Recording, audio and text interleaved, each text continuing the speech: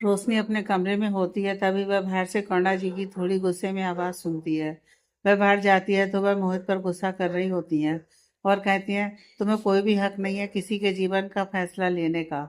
और ठीक है, तुम कह रहे हो कि मैं सेल्फिश हूँ, तो मैं हूँ, लेकिन मैं रोशनी पर दबाव बिल्कुल नहीं डालूंगी कि वह किसी से भी शादी कर ले। मोहित कहता है, माँ आप ये गलत कर रही हैं। आप ये चाहती हैं ना कि वह हमेशा ईशान को ही संभाले, क्योंकि वह शेफाली दी और जीजू का बेटा है। लेकिन इसका मतलब ये हरगिज नहीं कि वह अपनी ज़िंदगी बर्बाद कर ले। वह भी अपनी लाइफ में एक फैमिली डिजर्व करती है, एक ऐसा लाइफ पार्टनर डिजर्व करती है जो कि उसका ख्याल रखे। लेकिन नहीं, आप ऐसा कुछ बिल्कुल भी नहीं होने देना चाहती। आपको अच्छे से ये पता है कि अगर आप कहेंगी तो वह जरूर इसके लिए तैयार हो जाएगी, लेकिन आप कहेंगी ही नहीं। करुणा जी कहती है, हाँ मैं नहीं कहूँगी। तुम्हें कोई परेशानी है? अगर है तो तुम यहाँ से चले जाओ। मैंने तुम्हें नहीं कहा है यहाँ रुकने के लिए। करुणा जी गुस्से से वहाँ से चली जाती हैं। मोहित वहीं पर बैठ जाता है। धरा कहती है, क्यों आप इस तरह से परेशान हो रहे हो? आप जानते हैं कि माँ अभी दी की शादी के लिए तैयार नहीं है। वह भी इसलिए क्योंकि वह जानती हैं कि अगर वह ईशान के साथ किसी से भी शादी करेगी तो उनको कंप्रोमाइज़ करना होगा और कोई भी सच्चे दिल से दोनों को नहीं अपना पाएगा। जब माँ को लगेगा कि कोई दी के लिए बिल्कुल परफेक्ट है तो माँ जरूर तैयार हो जाएंगी इसके लिए। मोहित नाराजगी से कहता है, रोनित में क्या बुराई है फिर? कितना अच्छा लड़का है वह। और वह शेफाली दी और वरुण जीजू को जानता भी था। वह उनका बिजनेस पार्टनर था और आज भी है, और उन्हें रोशनी दी पसंद भी है। लेकिन माँ बिल्कुल भी नहीं शादी के लिए तैयार हो रही हैं। धरा कहती है, ये आप क्या कह रहे हैं? आप जानते हो कि रोनित के परिवार वाले रोशनी दी को अपनाने के लिए तैयार नहीं है। मोहित कहता है, रोनित ने कहा है कि मुझे वह अपनी फैमिली को मना लेगा, लेकिन माँ से बात करेंगे तभी तो कुछ होगा ना। मैं ही पागल हूँ जो सबके लिए अच्छा सोचता हूँ। मुझे ही नहीं सोचना किसी के बारे में। वह भी ये बोलकर गुस्से से वहां से चला जाता है। रोशनी सब कुछ सुनती है तो उसे काफ़ी ज़्यादा बुरा लगता है। वह चुपचाप से अपने कमरे में चली जाती है और सोफे पर बैठकर अपनी आंखें बंद कर लेती है और अपने मन में कहती है, पता नहीं क्यों जो भी मेरी ज़िंदगी में होता है ना, उसे परेशानी क्यों होना पड़ता है। उसे तकलीफ ही होती है। पहले अब मन्नू की लाइफ में ऐसा होता था और अब मैं मोहित और धरा की लाइफ में एक प्रॉब्लम बनी हुई हूँ। लेकिन मैं माँ को छोड़कर नहीं जा सकती कहीं भी, और किसी से रिश्ता जोड़ना तो बहुत दूर की बात है। अगले दिन शाम को करुणा जी हॉल में बैठी हुई होती हैं और ईशान भी हॉल में कुछ हाउस हेल्प के साथ खेल रहा होता है। तभी बेल बजता है। एक हाउस हेल्प जाकर दरवाज़ा खोलता है तो वहाँ पर अभी खड़ा होता है। वो उससे पूछता है, जी कहिए। अभी कुछ बोल रहा होता है, तभी धरा अभी को देख लेती है और वह काफ़ी खुश होकर उसके पास जाती है और कहती है, भाई आप वहाँ क्यों खड़े हैं? आइए ना। अभी भी धरा को देखकर मुस्कुरा देता है। धरा अभी के गले लग जाती है और कहती है, भाई कैसे हैं आप? आपको कितने दिनों बाद देख रही हूँ। अभी मुस्कुराते हुए कहते हैं, मैं बिल्कुल ठीक हूँ। तुम बताओ तुम कैसी हो?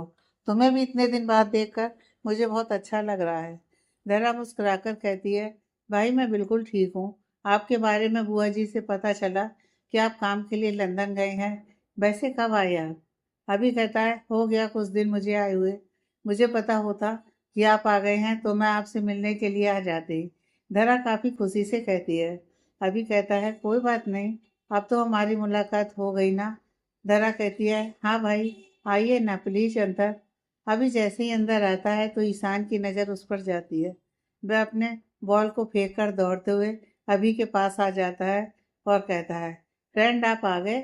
अभी उसको देखकर मुस्कुराता है और वह तुरंत अपने घुटनों पर बैठ जाता है और उसका हाथ पकड़ कर कहता है, आपसे प्रॉमिस किया था तो कैसे नहीं आता। ईशान तुरंत उसके सीने से लग जाता है। अभी उसको गोद में उठा लेता है। ईशान कहता है, मामी ये मेरे फ्रेंड हैं। नानी माँ देखो मेरे फ्रेंड आए हैं। ईशान की आवाज़ सुनकर करुणा जी जब उठकर वहां जाती हैं और अभी को देखती हैं तो वह भी काफ़ी हैरान होती हैं। अभी उनको नमस्ते कहता है। ईशान कहता है, फ्रेंड ये मेरी नानी है और ये मेरी धर्म मामी है, और यहाँ भी बहुत सारे आंटी अंकल हैं, और मैंने आपको ना मीना आंटी से कॉल करवाया था। फ्रेंड आप मेरे साथ रूम में आओगे? ये इधर है मेरा रूम। अभी और बाकी सब बस हैरानी से ईशान को देख रहे होते हैं। ईशान करुणा जी की तरफ देखकर कहता है, नानी मैं अपने फ्रेंड के साथ जाऊं? करुणा जी अपना सर हाँ में हिला देती हैं। ईशान वापस से कहता है, फ्रेंड चलो ना मेरे रूम में। अभी कहता है, लेकिन मुझे आपका रूम तो पता ही नहीं है। वह कहता है, मैं आपको बताता हूँ, आप मुझे लेकर चलो। वह अपनी उंगली से इशारा करता है। अभी उसको लेकर उसके कमरे में चला जाता है। अभी वहाँ सोफे पर बैठ जाता है। ईशान उसके पास ढेर सारे खिलौने लेकर आता है और उसे दिखाता है और बताता है, ये मम्मा लाई थी, ये मामा लाए थे, और ऐसे ही कई सारी अपनी कहानी बता रहा होता है।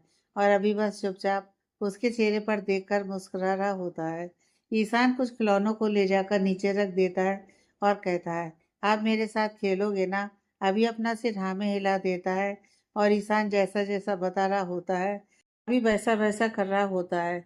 ईशान की खुशी का भी कोई ठिकाना नहीं होता है, क्योंकि कोई उसे ऐसा मिला होता है जिसके साथ वह अपने मन के मुताबिक खेल रहा होता है। वह कुछ खिलौनों को लाकर अपने खेल पहले शुरू करता है, फिर थोड़ी ही देर में उनको हटाकर दूसरे से खेलने लगता है।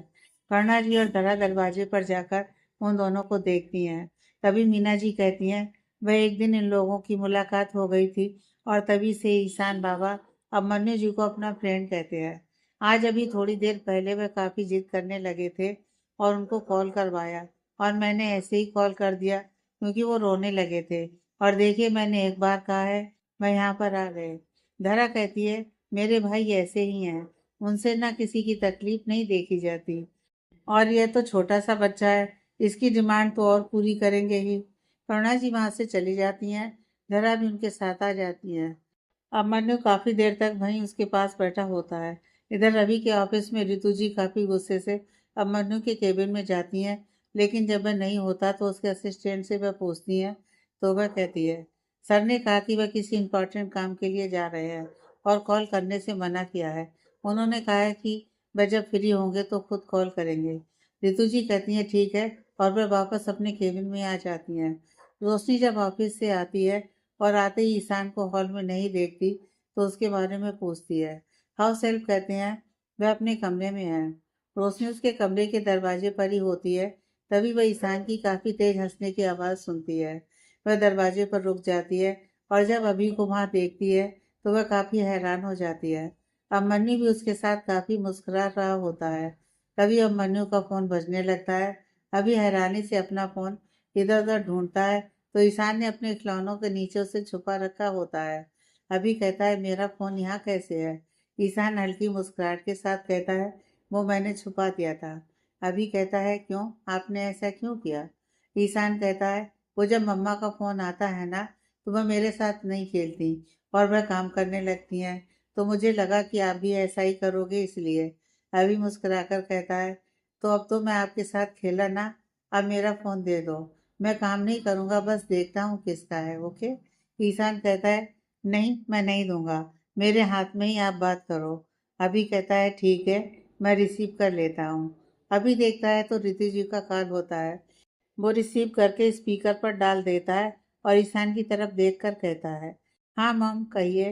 रितु जी काफ़ी गुस्से में कहती हैं, अभी ये सब कुछ क्या है? तुम कहाँ हो? मैंने तुम्हें बताया था ना कि तुम्हें उस लड़की से मिलने के लिए जाना है, जिससे तुम्हारे लिए मैं बात कर रही हूँ। अगर तुम उससे मिलोगे नहीं, उसको समझोगे नहीं, तो फिर कैसे मैं तुम दोनों के रिश्ते की बात करूँगी?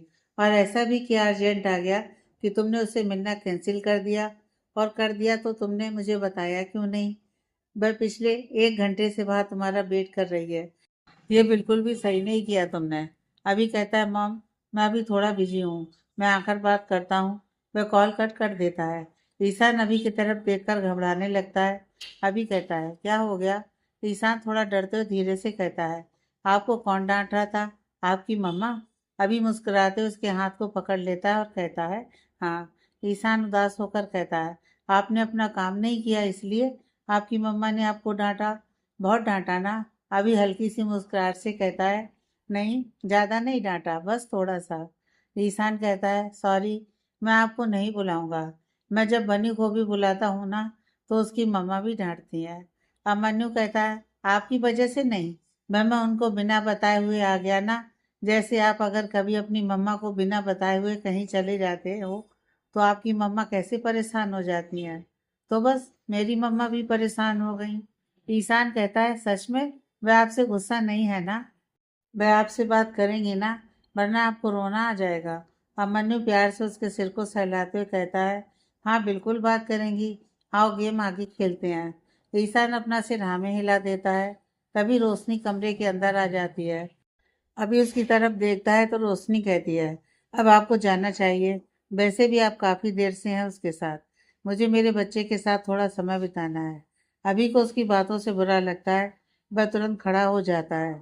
ईशान कहता है, मम्मा फ्रेंड नहीं जाएंगे, उनको मेरे साथ रहने दो ना। उसकी आंखें भर जाती हैं।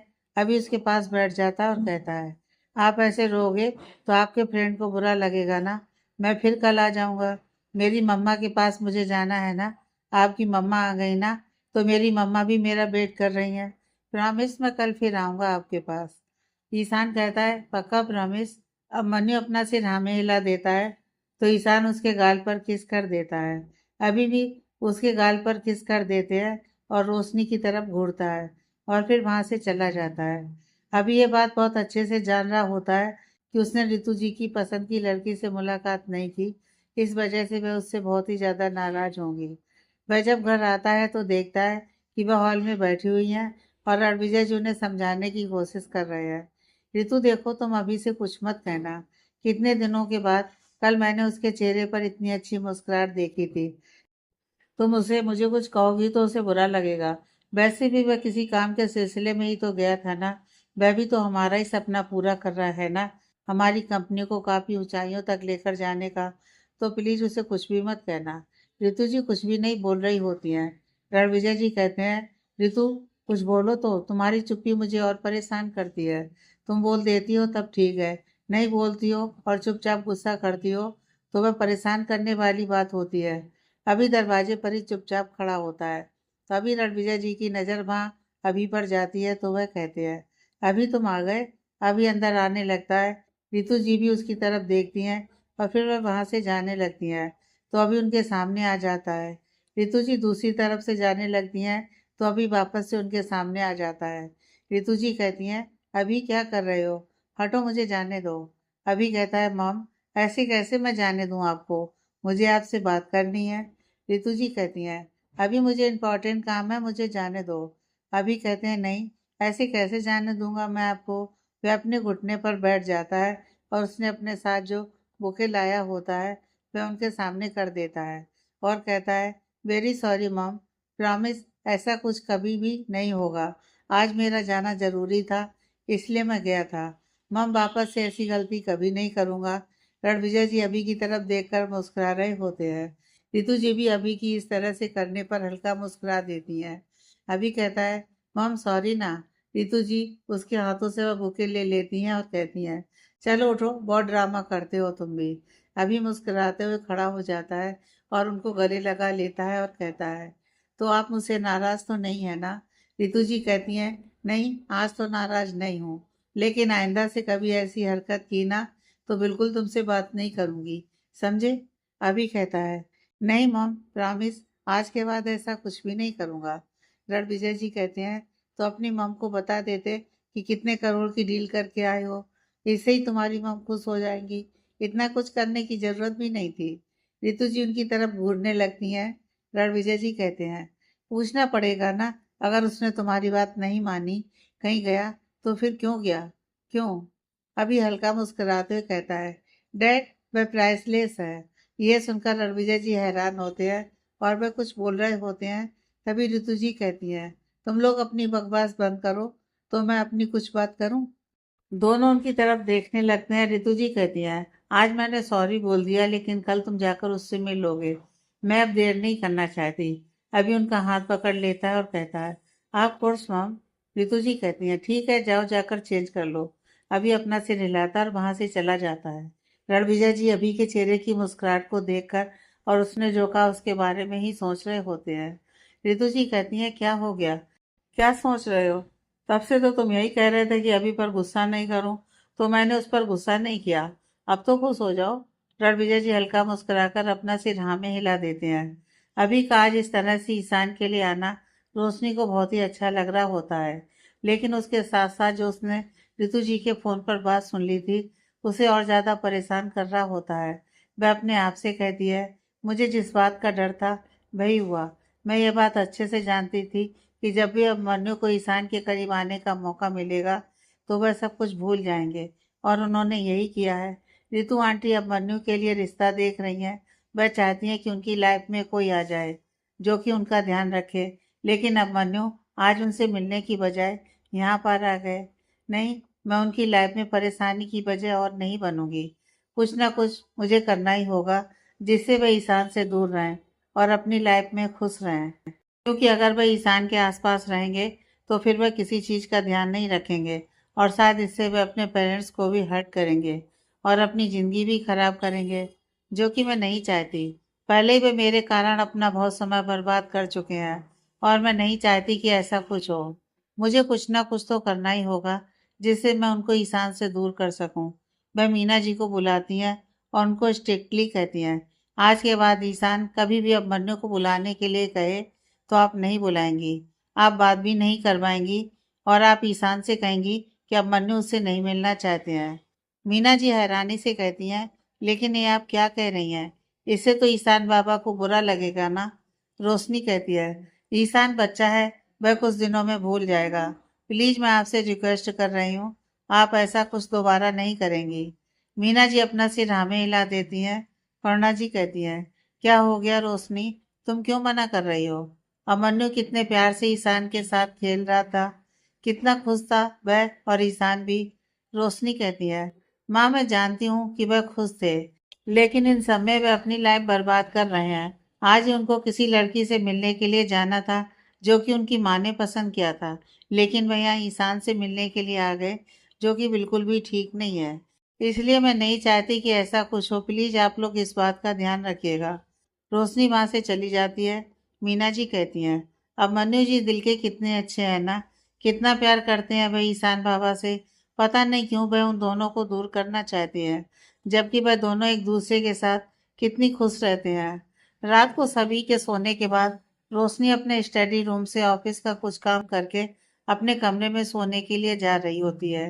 तभी वह मोहित को किसी से फोन पर बात करते हुए सुनती है।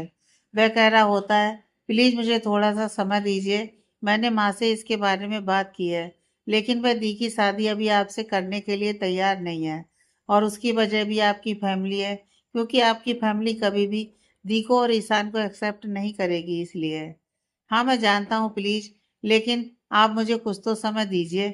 ठीक है, मैं खुद दी से बात करता हूँ। नहीं रोनित, ऐसा मत कीजिए। आप जानते हैं कि बेंगलुरु का प्रोजेक्ट मेरे लिए कितना इम्पोर्टेंट है और मैंने उसमें काफ़ी इन्वेस्ट किया है। अगर उस प्रोजेक्ट में आप हेल्प नहीं करेंगे तो मैं बर्बाद हो जाऊंगा।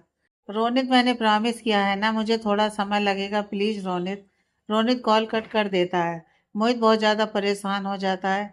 रोशनी उसके पास जा ही रही होती है, तभी धरा उसके पास आ जाती है और कहती है, क्या हुआ मोहित, बहुत परेशान लग रहे हो?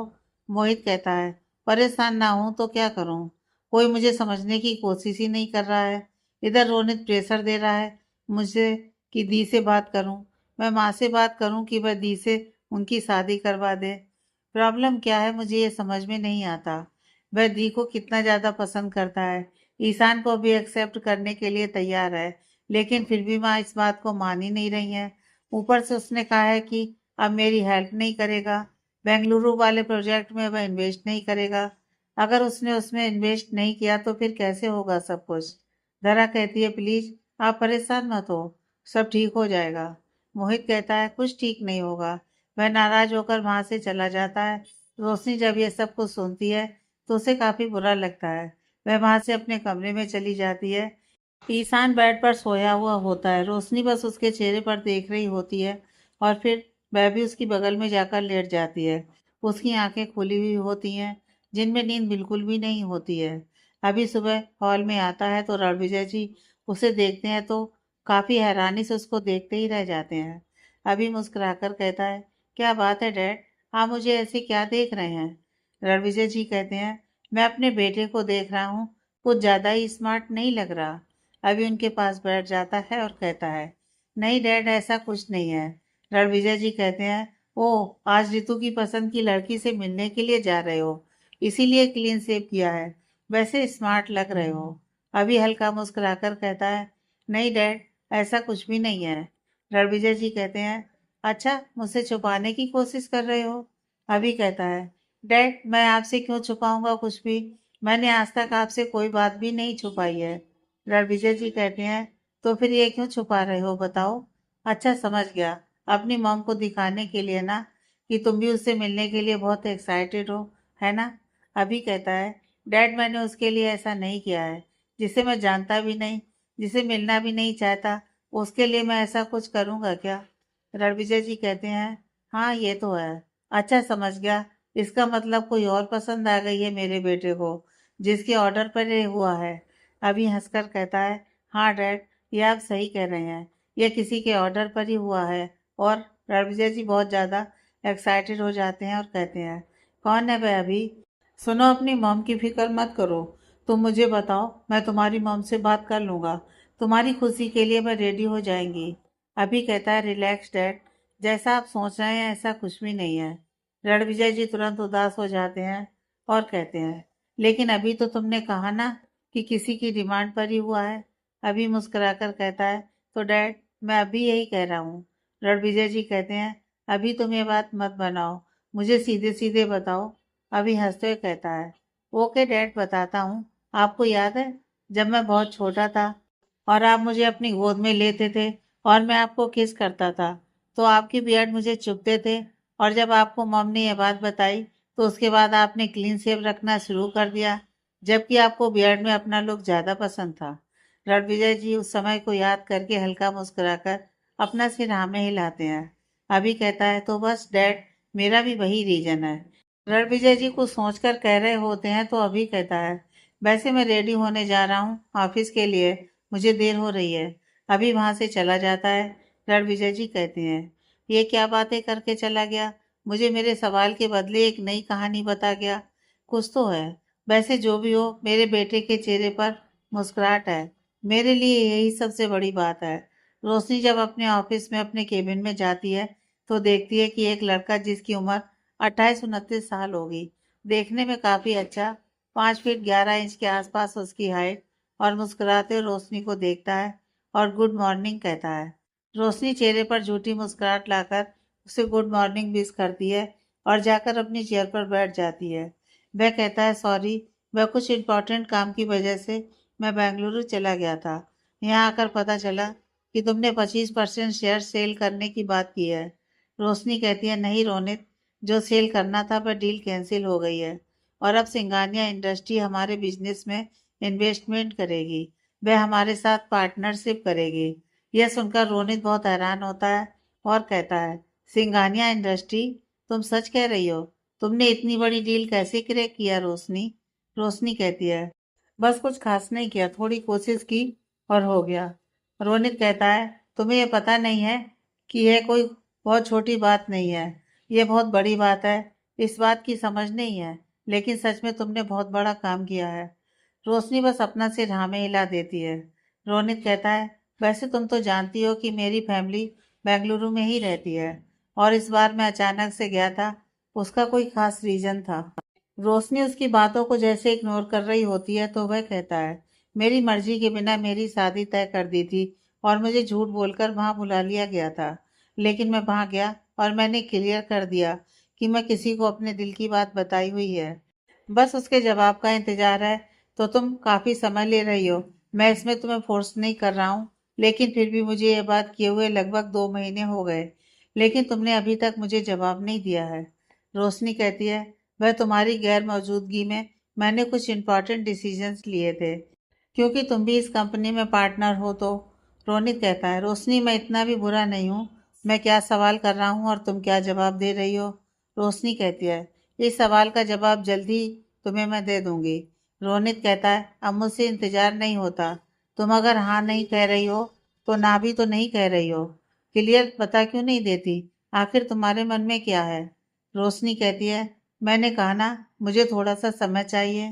रोनित कहते हैं, ठीक है, तो यह भी तो बता दो कि कितना समय तुम्हें और चाहिए। रोशनी कहती है, आज शाम तक का समय दे दो मुझे। यह सुनकर रोनित काफी खुश हो जाता है और कहता है, पक्का ना? रोशनी अपना सिर हाँ में हिला देती है। रोशनी रोनित को कह तो देती है कि आज शाम तक वह उसके प्रपोजल का जवाब दे देगी, लेकिन उसे समझ में नहीं आता कि वह क्या करे।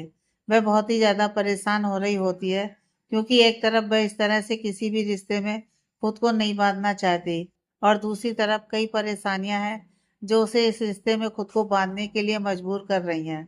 मोहित की परेशानियां, अभिमन्यु का इस तरह से ईशान के करीब आना और उस वजह से अपने परिवार से दूर जाना, करुणा जी का उसके लिए परेशान होना, यह सब उसे अपने फैसले को लेने के लिए मजबूर भी कर रहा होता है। वो अपने केबिन में काफी परेशान बैठी होती है, तभी वहां पर मोहित आ जाता है। वह उसे किसी डील के बारे में बात करने के लिए आता है, लेकिन उसको इस तरह से परेशान देखता है तो कहता है, क्या बात है दी, आप इतना परेशान क्यों लग रही हैं? रोशनी कहती है, मोहित मेरी एक मदद करोगे? मोहित कहता है, हाँ दी कहिए ना। रोशनी कहती है, मैं एक फैसला लेना चाहती हूँ और मुझे उसमें तुम्हारी राय चाहिए, वह भी बहुत ही क्लियर। मोहित अपना सिर हाँ में हिला देता है। रोशनी कहती है, क्या सच में रोनी से मेरी शादी कर लेने से सारी प्रॉब्लम सॉल्व हो जाएगी?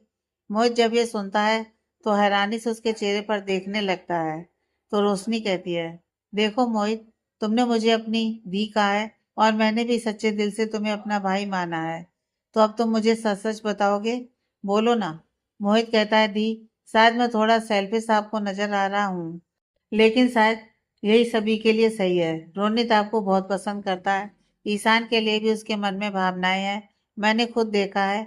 और आपसे शादी के बाद मेरा जो बेंगलुरु का प्रोजेक्ट है उसमें भी वह इन्वेस्ट करने वाला है और फिर मैं माँ को यहाँ से ले जाना चाहता हूँ ताकि वह दी और जीजू की तकलीफ से वो बाहर निकल आए।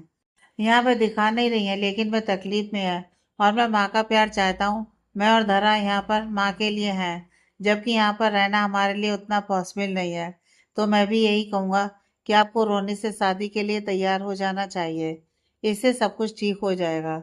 ईशान को भी एक परिवार मिल जाएगा और आपको भी। लेकिन इन सब की परेशानियों में मैं एक बात और कहूँगा कि आप समय लेना चाहती हैं तो प्लीज़ आप समय ले लीजिए। मैं कह रहा हूँ या ये सारी परेशानियां हैं सिर्फ इसलिए अपना फैसला मत लीजिएगा। रोशनी अपना सिर हाँ में हिला देती है। मोहित वहां से चला जाता है। रोशनी अपनी चेयर पर अपना सिर पीछे करके आंखें बंद कर लेती है। अभी जब आज ऑफिस आता है तो सलोनी और उसके साथ ही कुछ और फीमेल एम्प्लॉयज उसको देखकर बस एकटक देखती ही रह जाती हैं। एक एम्प्लॉय सलोनी से कहती है, आज तो अभी सर कुछ ज्यादा ही अच्छे लग रहे हैं। सलोनी उसको घूरते हुए कहती है, हाँ लग तो रहे हैं, लेकिन उनकी तरफ मत देखो, उन्हें तो सिर्फ मैं पसंद करती हूँ और मेरा ही अधिकार है उनको देखने का। वह कहती है, हाँ तू पसंद तो करती है लेकिन अपने दिल में ये बात रखी है। अरे पागल बता दे उन्हें। वह मैंने कल रितु मैम के केबिन में गई थी ना, तो मैंने सुना कि वह किसी से बात कर रही थी। उन्होंने अभी सर के लिए कुछ लड़कियों को देखा है, तो उनमें से किसी को अभी सर पसंद करें उससे पहले ही तू उन्हें अपने दिल की बात बता देना। सलोनी थोड़ी दुखी होकर कहती है, मुझे डर लगता है उनसे अपने दिल की बात कहने में। वह कहती है, हाँ तू यही सोचती रह और किसी दिन सर अपनी वाइफ को तेरे सामने लाएंगे और उससे मिलवाएंगे और कहेंगे कि आज से तुम इसे भी असिस्ट करोगी, फिर सब खत्म हो जाएगा। सलोनी उसकी तरफ घूरने लगती है तो वह कहती है, मैं बिल्कुल सच कह रही हूँ, प्लीज मेरी बात को समझने की कोशिश करो। सलोनी कहती है, ठीक है एक दो दिन में मौका देखते ही सर से अपने दिल की बात कह देती हूँ। वह कहती है, वेरी गुड। रोशनी दोपहर को ही घर आ जाती है। करुणा जी जब उसको देखती हैं तो कहती हैं, क्या बात है बेटा, तुम्हारी तबीयत तो ठीक है ना? रोशनी कहती है, माँ मैं बिल्कुल ठीक हूँ। करुणा जी कहती हैं, लेकिन देखकर तो नहीं लग रहा है, क्या बात है बताओ ना। रोशनी उनके पास बैठ जाती है और उनका एक हाथ अपने दोनों हाथों में लेकर कहती है, माँ मैंने एक फैसला लिया है, बस भाई आपको बताना चाहती हूँ। करुणा जी कहती हैं, हाँ कहो ना। रोशनी कहती है, माँ मैं रोनी से शादी करने के लिए तैयार हूँ, क्या आप मुझे इसके लिए अपना आशीर्वाद देंगी? करुणा जी तुरंत अपने हाथ उसके हाथों से खींच लेती है और हैरानी से रोशनी की तरफ देखने लगती है। रोशनी कहती है, माँ मैंने बहुत सोच समझ कर यह फैसला लिया है। ईशान के लिए भी यह फैसला बिल्कुल ठीक है और मैंने मोहित से भी इस बारे में बात की है, वह भी इससे खुश है। करुणा जी गुस्से से कहती हैं, किसने तुम्हारे कान भरे हैं?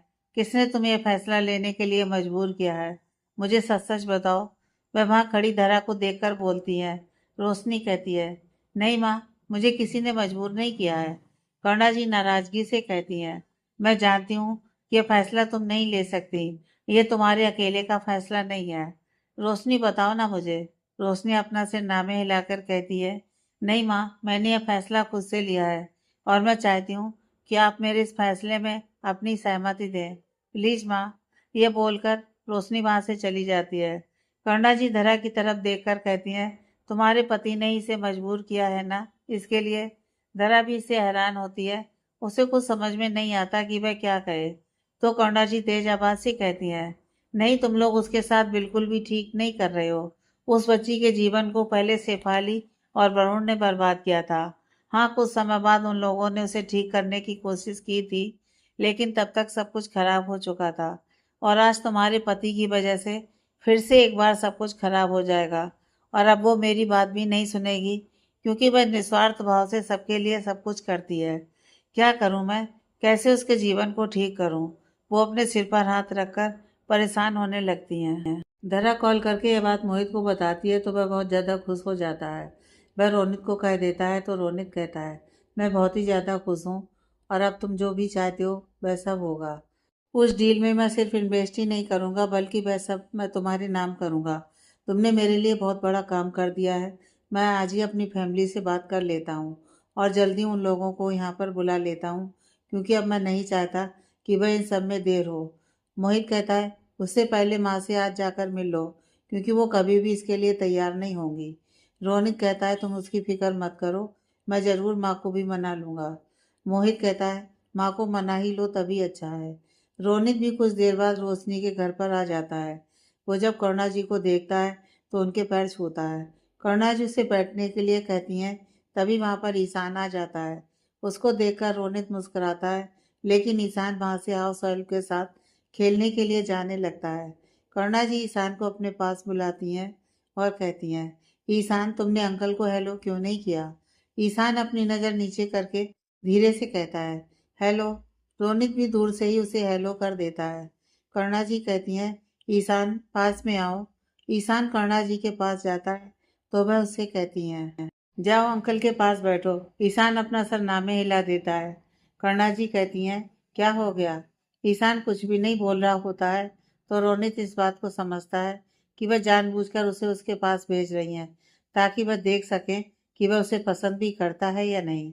तो वह खुद कुछ कदम आगे बढ़कर ईशान को गोद में उठा लेता है और कहता है, अरे ये कैसी बैड हैबिट है? तुम्हारी नानी माँ कह रही है ना कि बैठो तो फिर बैठना चाहिए ना, इस तरह से नहीं करना चाहिए। चलो बैठो मेरे पास।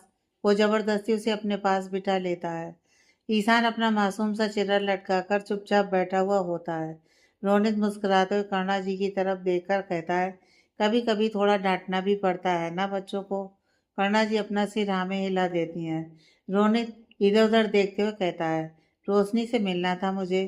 करुणा जी कहती हैं, वो स्टडी रूम में है, जाओ मिल लो। रोनित मुस्कुराकर तुरंत वहां से उठकर चला जाता है।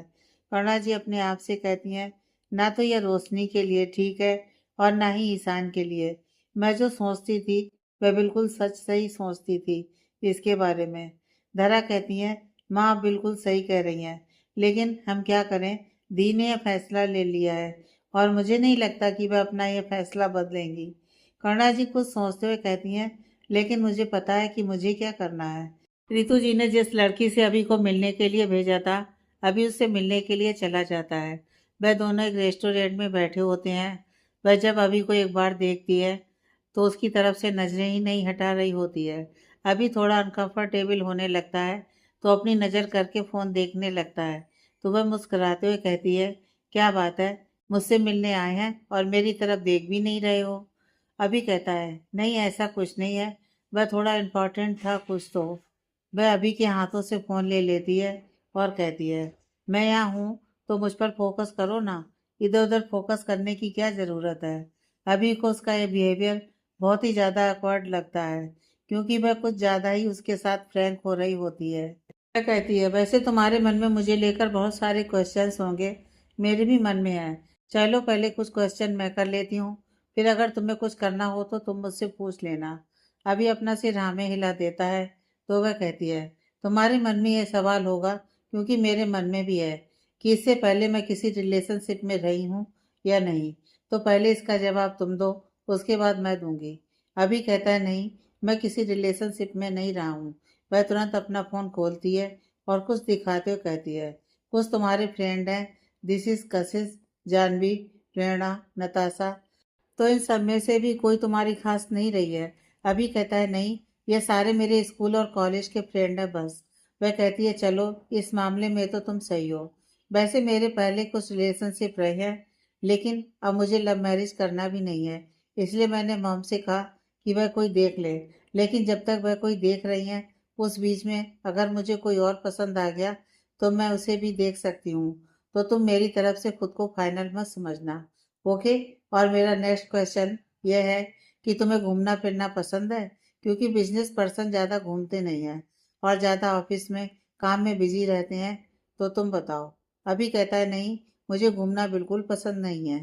वह कहती है, ओ तब तो तुम अपने लिए ना चांसेस समझो ही मत, क्योंकि मुझे तो घूमना फिरना, लाइफ एंजॉय करना बहुत पसंद है।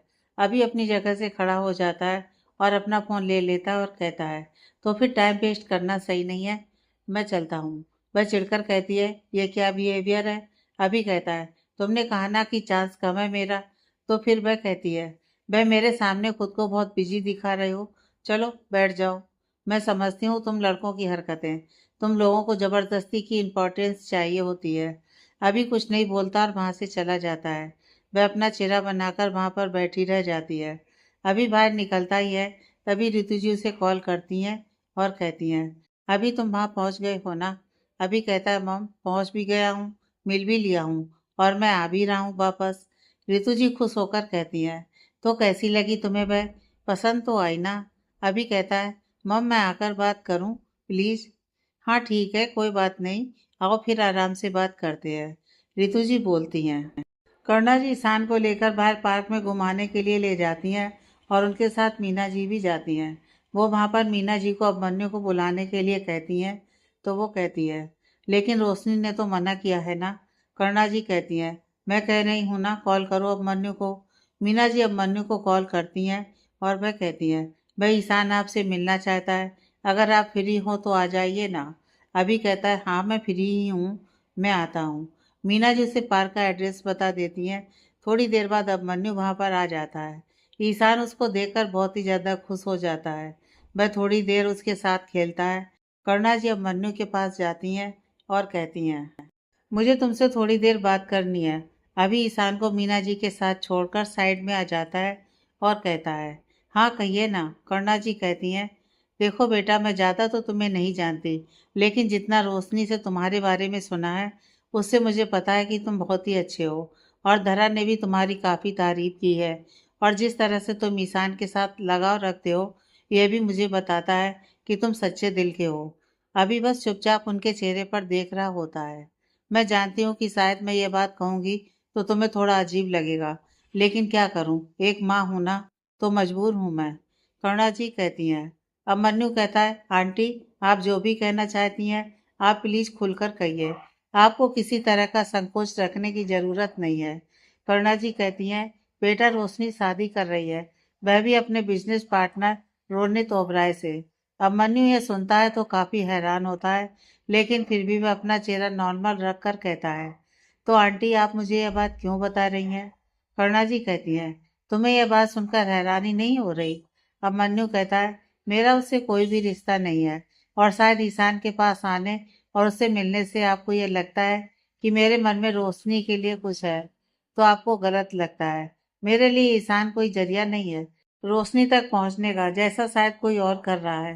करुणा जी कहती हैं, नहीं बेटा मैं जानती हूँ कि तुम्हारा प्यार ईशान के लिए बहुत ही पवित्र है, लेकिन मैं उसके साथ ये भी जानती हूँ कि तुम ही हो वह जो रोशनी और ईशान दोनों को संभाल सकते हो। तो क्या तुम रोशनी को अपनाना चाहते हो। अभिमन्यु बिना सोचे हुए कहता है, नहीं आंटी मुझसे ये नहीं होगा। शायद आप उम्मीद से आई थी मेरे पास, लेकिन मैं आपकी इस उम्मीद को पूरा नहीं कर सकता। मेरे लिए ईशान बहुत खास है, लेकिन रोशनी से मैं बहुत नफरत करता हूँ। और ये बात मैंने वैसे तो किसी से नहीं कहा था, लेकिन आपने ये सोचा इसलिए मैंने आपको कह दिया।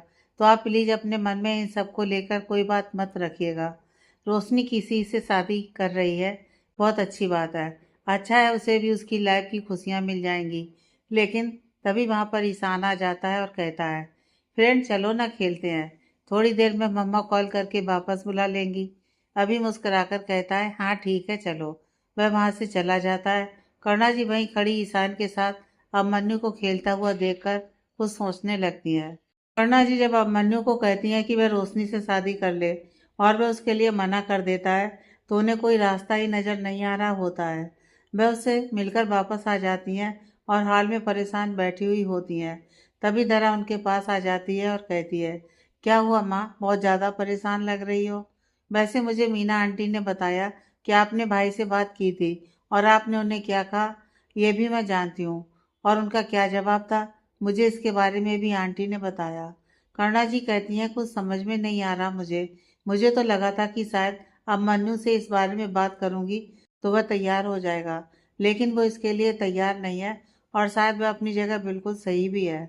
वह अपनी फैमिली को भी तो देखेगा ना। धरा कहती है, हाँ, और बुआ कभी भी इस रिश्ते के लिए तैयार नहीं होंगी। दी जब उस घर में रहती थी तब भी उनको वह पसंद नहीं थी, और अब जैसी सिचुएशन हो गई है और दी ने जिस तरह से उस घर को छोड़कर यहाँ रहने का फैसला किया था, उसके बाद से तो और सभी लोग उनसे नाराज हैं। करुणा जी कहती हैं, वो तो मैं समझती हूँ, लेकिन पता नहीं क्यों अब मन्नू बातें कुछ और कर रहा था और उसकी आंखें कुछ और ही बयान कर रही थी। धरा हैरानी से कहती है, माँ मैं कुछ समझी नहीं। करुणा जी कहती हैं, वो वैसे तो कह रहा था कि वह रोशनी से नफरत करता है, लेकिन उसकी आंखों से साफ ऐसा लग रहा था कि वह बिल्कुल ही झूठ बोल रहा है। और जब मैंने उसे बताया कि रोशनी शादी कर रही है, तो कुछ देर के लिए तो वह बिल्कुल ही स्तब्ध रह गया।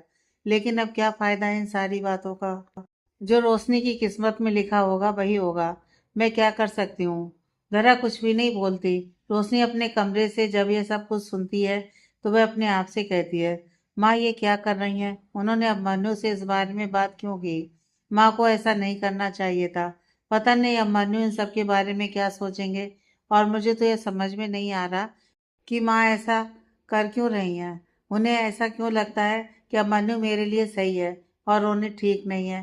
कहीं माँ मेरे इस फैसले को बदलने के लिए मुझे मजबूर ना कर दें। हाँ, शायद वो ऐसा कर भी सकती हैं, और अगर वह ऐसा करेगी तो मैं चाह कर भी कुछ नहीं कर पाऊंगी। अब मुझे और समय नहीं बर्बाद करना होगा। मुझे जल्द से जल्द मेरे इस फैसले को आगे बढ़ाना होगा, ताकि माँ को कुछ और करने का मौका न मिले। अभी करुणा जी को तो कह देता है कि उसे कोई फर्क नहीं पड़ता कि रोशनी अपनी लाइफ में क्या फैसला ले रही है, लेकिन वह ड्राइव कर रहा होता है और उसके दिमाग में वही बात आ रही होती है। वो अपने आप से कहता है, वो ऐसा फैसला कैसे ले सकती है, ऐसे किसी से भी शादी कैसे कर सकती है, जबकि करुणा आंटी नहीं चाहती कि वह उससे शादी करे। यह भी हद है। कोई भी फैसला बिना सोचे समझे कर लेती है और किसी की सुनती भी नहीं है। वैसे मुझे क्यों इतना फर्क पड़ रहा है। उसकी जिंदगी है, वह जिससे चाहे शादी कर सकती है। लेकिन अगर वह यह सोच रही है कि वह ऐसा कुछ करके मुझे ईशान से दूर कर देगी, तो मैं कभी भी किसी भी कीमत पर ऐसा नहीं होने दूंगा। इस बार मैं शांत नहीं बैठूंगा। अभी का जबड़ा गुस्से से कस जाता है। अभी जब घर आता है तो रितु जी उसको देखती हैं, उसके पास आकर कहती हैं, अभी वेरी सॉरी, मुझे अगर थोड़ा सा भी पता होता ना कि वह इस तरह की बातें करेगी, तो मैं तुम्हें कभी भी उससे मिलने के लिए नहीं कहती। अभी हल्का मुस्कुराकर कहता है, इट्स ओके मॉम, आप क्यों इतना ज़्यादा पैनिक कर रही हैं। नहीं, मुझे पता है कि तुम कितने ज़्यादा परेशान हुए हो। रितु जी काफ़ी दुखी होकर बोलती हैं। अभी हैरानी से उनकी तरफ देखने लगता है तो वो कहती हैं, एक्चुअली अभी मैंने वहाँ पर अपने एक एम्प्लॉय को भेजा था, क्योंकि मुझे ऐसा लगा था कि शायद तुम उनके साथ ठीक से बात नहीं करोगे, उससे मिलोगे नहीं। आई नो कि मैंने यह गलत किया और मुझे तुम्हें इसके लिए भी सॉरी बोलना है, लेकिन तुम समझ सकते हो ना कि मैं ऐसा क्यों कुछ कर रही हूँ। अभी वापस से मुस्कुराते हुए कहता है, मॉम आप क्यों इतनी फिक्र कर रही हैं, मुझे कोई परेशानी नहीं हुई। रितु जी कहती हैं, वह किस तरह से तुमसे बात कर रही थी, उसने किस तरह से अपने बारे में तुमसे कहा। सॉरी, अभी अब मैं किसी को भी तुमसे सीधा मिलने के लिए नहीं भेजूंगी। अब मैं खुद पहले मिल लूँगी, और अगर मुझे लगेगा कि मुझे उससे तुम्हें मिलाना चाहिए तभी मिलाऊंगी। ओके। रितु जी इन सब से बहुत ही ज़्यादा परेशान दिख रही होती है। अभी उनका हाथ पकड़ लेता है और कहता है, मॉम रिलैक्स, आपने इतना भी बहुत कुछ गलत नहीं कर दिया है। आप कितना परेशान हो रही हैं, मैं समझ सकता हूँ कि आप चाहती हैं कि मेरे लिए सब कुछ बहुत अच्छा हो, जैसा कि आपने हमेशा मुझे अच्छा दिया है। तो रिलैक्स, सब कुछ सही होगा। ऋतु जी मुस्कुराते हुए उसके गले लग जाती हैं और कहती हैं, मुझे पता है मेरा अभिमन्यु बहुत ही ज़्यादा समझदार है और वह हमेशा अपनी मॉम को समझेगा। अभिमन्यु अपना सिर हाँ में हिला देता है। वह वहाँ से अपने कमरे में चला जाता है। ऋतु जी कहती हैं, मैं अभी को लेकर परेशान हो रही थी। अभिमन्यु ने तो उसके साथ अच्छे से ही बात की। शायद अब वह मेरी बात को समझ रहा है। अब मुझे जल्द से जल्द उसके लिए कोई अच्छी सी लड़की ढूंढनी होगी। रोनित अगले दिन शाम को रोशनी के घर आ जाता है और वह रोशनी को अपने साथ डिनर पर चलने के लिए कहता है। रोशनी अचानक से उसके कहने पर थोड़ा हैरान होती है। रोनित कहता है, इसमें इतना हैरान होने की क्या बात है?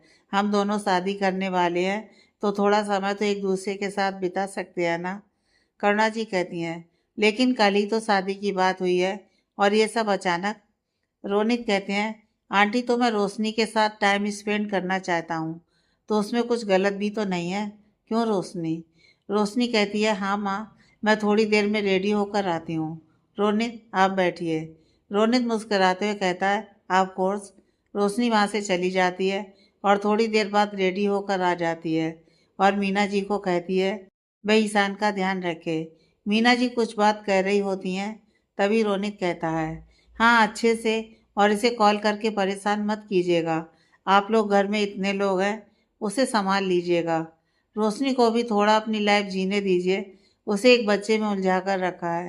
रोशनी यह सुनती है तो गुस्से से कहती है, रोनित, मैं उसमें उलझी हुई नहीं हूँ, वह मेरे लिए सबसे ज़रूरी है। रोनित मुस्कुराते हुए कहता है, तो मैं इस बात से इनकार तो नहीं कर रहा हूँ ना, मैं तो बस कह रहा हूँ कि थोड़ा सा तुम अपनी लाइफ एंजॉय करो बस। रोशनी कहती है, बिल्कुल भी नहीं, मेरे लिए ईशान से ज़्यादा कुछ भी ज़रूरी नहीं है, मैं खुद भी नहीं हूँ। रोनित कहता है, और मेरे लिए तुम्हारी खुशी से ज़्यादा कुछ ज़रूरी नहीं है, तो तुम जो कहो उसमें मैं खुश हूँ। अगर तुम कहो तो हम बाहर भी नहीं जाएंगे, क्यों?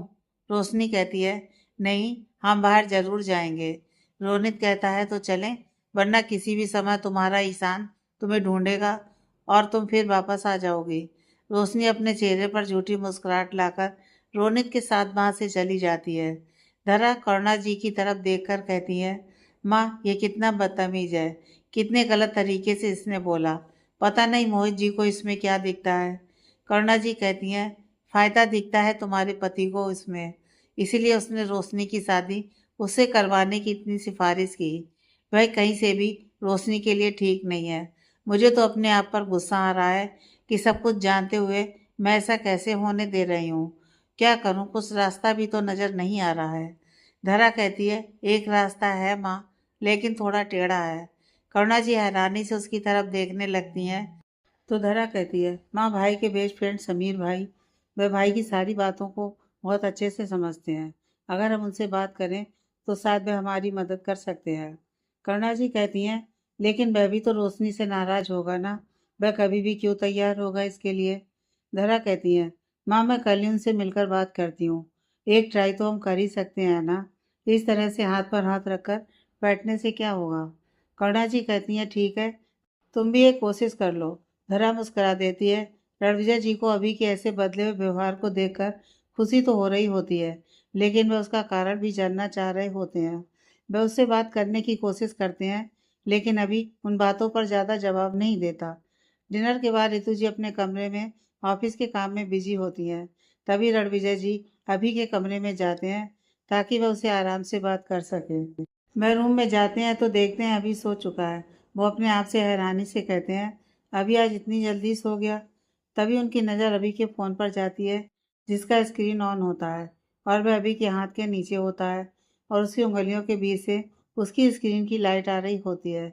रणविजय जी वहाँ जाकर अपने आप से कहते हैं, अभी बिना पक्का कुछ काम का ही देखते देखते सो गया होगा। ये लड़का इतना बड़ा हो गया, लेकिन अपना ध्यान बिल्कुल भी नहीं रख सकता। वह पहले उसके ऊपर चादर डालते हैं और फिर उसके हाथ के नीचे से उसका फ़ोन निकालते हैं तो देखते हैं उसकी स्क्रीन पर एक बहुत ही प्यारे से बच्चे की तस्वीर है और उसके साथ अभी भी है। दोनों के चेहरे पर बहुत अच्छी मुस्कुराहट है।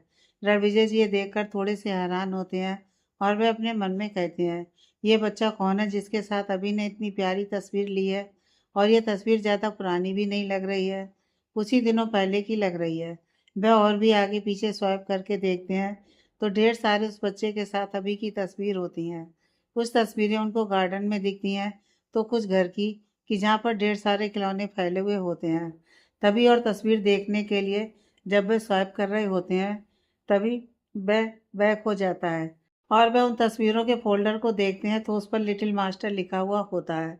रणविजय जी हैरानी से सुकून से सो रहे अभी के चेहरे पर देखने लगते हैं और वह फिर उस फ़ोल्डर से सारी तस्वीर एक-एक करके देख लेते हैं और जब उन तस्वीरों की डेट देखते हैं, तो वह कुछ हफ्तों पहले तक होती हैं। तभी वह ऋतु जी की आवाज़ सुनते हैं, जो उनको ही आवाज़ दे रही होती हैं। रणविजय जी अभिमन्यु का फ़ोन वहीं पर तस्वीर निकाल कर उसके हाथ के नीचे आराम से रख देते हैं और लाइट ऑफ करके वह वहाँ से चले जाते हैं।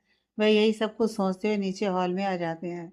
ऋतु जी कहती हैं, कहाँ थे रणविजय? मैं तब से तुम्हें आवाज़ लगा रही हूँ। रणविजय जी कहते हैं, अभी के रूम में गया था। ऋतु जी कहती हैं, अभी के रूम में क्यों? कोई ऑफिस की बात करनी थी क्या? रणविजय जी कहते हैं, नहीं, कुछ नहीं, बस ऐसे ही गया था। ऋतु जी कहती हैं, तो तुम आ क्यों गए?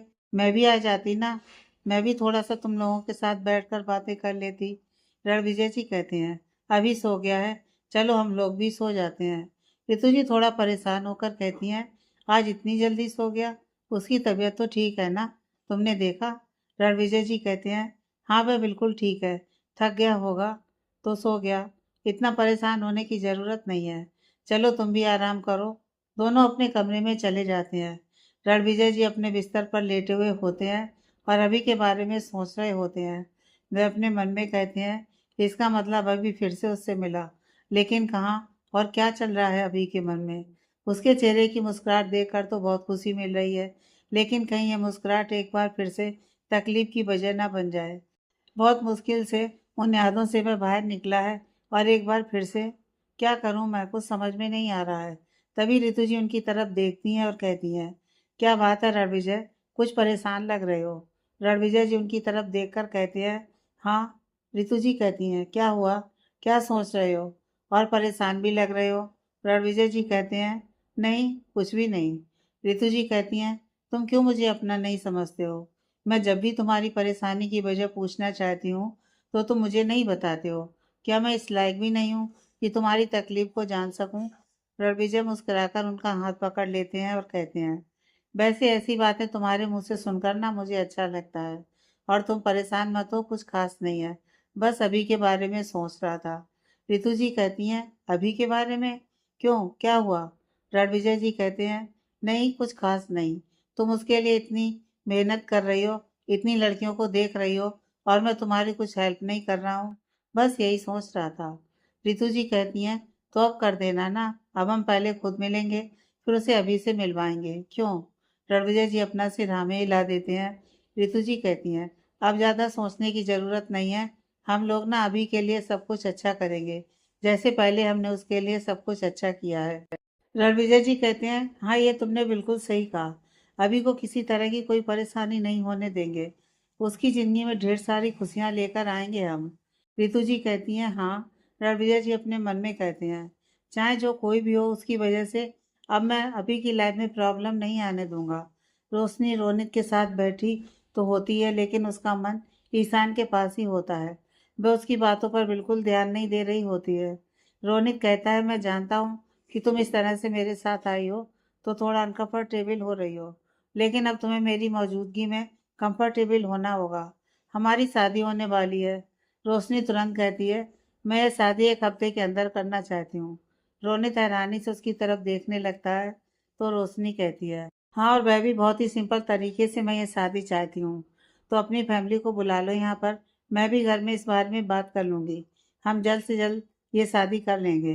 रोनित ये सुनकर और खुश हो जाता है और कहता है, हाँ तो ठीक है, मुझे कोई प्रॉब्लम नहीं है, मैं कल ही अपने पेरेंट्स को बुला लेता हूँ और फिर उनसे बात करके जल्दी हम शादी कर लेते हैं, ठीक है ना? रोशनी अपना सिर हाँ में हिला देती है और अपने मन में कहती है, यही एक रास्ता है मुझे अब मन्नू की लाइफ में सब कुछ सही करने का, क्योंकि अगर वह ईशान से इसी तरह से जुड़े रहे तो वह अपनी लाइफ पर बिल्कुल भी ध्यान नहीं देंगे और मैं नहीं चाहती कि मेरी वजह से उनकी लाइफ में फिर से कोई प्रॉब्लम हो।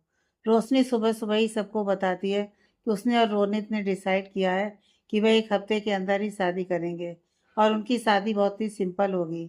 यह सुनने के बाद करुणा जी और धरा बहुत ही ज़्यादा हैरान हो जाती हैं, क्योंकि उन्होंने तो सोचा था कि वह उनकी शादी किसी भी हालत में नहीं होने देंगे और वह इतनी जल्दीबाजी कर रही है। रोशनी उनके चेहरे को देखकर समझ जाती है। वह अपने मन में कहती है, मैं आप लोगों को कोई भी मौका नहीं देना चाहती, क्योंकि मैं जानती हूँ कि अगर आप लोगों को मौका मिलेगा तो आप रोने से मेरी शादी नहीं होने देंगे और आप लोग इसके लिए भी अभिमन्यु को ही परेशान करेंगे, जो कि मैं बिल्कुल नहीं चाहती। मोहित रोशनी के इस फैसले से बहुत ही ज़्यादा खुश हो जाता है और कहता है, दी आपने बहुत अच्छा डिसीजन लिया है। मैं सब कुछ बहुत परफेक्ट करूँगा। मैं सारी तैयारी करवा दूँगा। रोशनी कहती है, ज़्यादा कुछ नहीं करना है। मेरी और रोनित की शादी इसी घर में होगी। हम परिवार वालों के बीच ही, और कोई नहीं होगा। मोहित कहता है, लेकिन रोशनी कहती है, मैं यही चाहती हूँ और रोनित को इससे कोई प्रॉब्लम नहीं है। मोहित कहता है, फिर तो कोई प्रॉब्लम ही नहीं है, लेकिन जो भी थोड़ा बहुत भी करना होगा मैं सब कर लूँगा। रोशनी अपना चेहरा हाँ में हिला देती है और वहाँ से चली जाती है। मोहित रोनित को कॉल करके उससे बात करने लगता है। धरा कहती है, माँ दी ने ये क्या किया? हमने तो सोचा था कि हम समीर भाई से बात करेंगे, लेकिन अब क्या होगा माँ? करुणा जी कहती हैं, मुझे कुछ समझ में नहीं आ रहा। मैं बहुत ही ज़्यादा परेशान हो गई हूँ इन सब से। धरा कहती है, लेकिन मैं अपनी कोशिश ज़रूर करूँगी। मैं ज़रूर समीर भाई से इस बारे में बात करूँगी। मैं आज ही उनसे मिलती हूँ। वैसे भी अभी कुछ दिन पहले ही मेरी मुलाकात हुई थी उनसे। करुणा जी कुछ भी नहीं कहती हैं। वह वहाँ से अपने कमरे में चली जाती है। रणविजय जी यह फैसला कर लेते हैं कि वह किसी तरह से अभिमन्यु को ईशान से मिलने से रोकेंगे, क्योंकि वह जानते हैं कि इन सबसे एक बार फिर उसे तकलीफ होगी। लेकिन उन्हें यह समझ में नहीं आता कि वे कैसे करेंगे ये सब। वह लोग ब्रेकफास्ट के लिए बैठे हुए होते हैं। तभी रणविजय जी अभी की तरफ देखकर कहते हैं, अभी आजकल तुम कहाँ बिजी रहते हो? काफ़ी समय तक तुम ऑफिस में दिखाई नहीं देते। क्या हो रहा है? कहीं कुछ इम्पोर्टेंट कर रहे हो क्या? अभी को उनके मुंह से यह सुनकर थोड़ा अजीब लगता है, क्योंकि रणविजय जी कभी उसे इस तरह से बात नहीं करते। अभी उनके चेहरे पर ही देखता रह जाता है। रणविजय जी थोड़ी कड़क आवाज में कहते हैं, क्या हो गया? जवाब सोच रहे हो क्या? अभी कहता है, नहीं डैड, वो थोड़ा काम रहता है, इसलिए मैं बिजी रहता हूँ। रणविजय जी कहते हैं, भाई तो मैं पूछ रहा हूँ, कहाँ बिजी रहते हो तुम आजकल? अभी को समझ में नहीं आता कि वे क्या कहे। रणविजय जी कहते हैं, अभी मैं और तुम्हारी मम तुमसे बहुत प्यार करते हैं और हम चाहते हैं कि तुम्हारी लाइफ में बहुत सारी खुशियाँ रहें। तो प्लीज़ तुम ऐसे किसी भी रास्ते पर मत चलो जिससे तुम्हारी खुशियाँ बर्बाद हों। तुम समझदार हो, मेरी बात को समझ रहे होगे। ऋतु जी उन दोनों की बातों को समझने की कोशिश कर रही होती हैं, लेकिन जब उनको कुछ समझ में नहीं आता तो वो कहती हैं, क्या बात है रणविजय, आज तुम्हारा अभी को समझाने का तरीका कुछ अजीब सा नहीं है। रणविजय जी कहते हैं, कभी कभी बच्चों के लिए थोड़ा सख्त होना जरूरी हो जाता है। वैसे मेरा बेटा समझदार है, वह मुझे ज़्यादा सख्त होने नहीं देगा। क्यों अभी? वो अपना सिर हाँ में हिला देता है और वह अपने मन में कहता है, शायद डैड मुझे ईशान से मिलने के बारे में वार्न कर रहे हैं, क्योंकि पिछली बार जो कुछ भी हुआ इससे वह मुझे इस बार बचाना चाहते हैं। धरा जब समीर को मिलने के लिए बुलाती है तो वह थोड़ा हैरान होता है। धरा कहती है, भाई अगर ज़रूरी नहीं होता तो मैं कभी भी नहीं बुलाती आपको, और पिछली बार जिस रेस्टोरेंट में हम यूं ही टकरा गए थे वहाँ आज हम मिल सकते हैं। समीर कहता है, हाँ ठीक है, वैसे भी मैं आज कशिश के साथ लंच के लिए जाने वाला हूँ, तो तुम भी वहीं पर आ जाओ। धरा ये सुनकर खुश हो जाती है। वह लोग वहाँ पर मिलते हैं। आगे की कहानी नेक्स्ट पार्ट।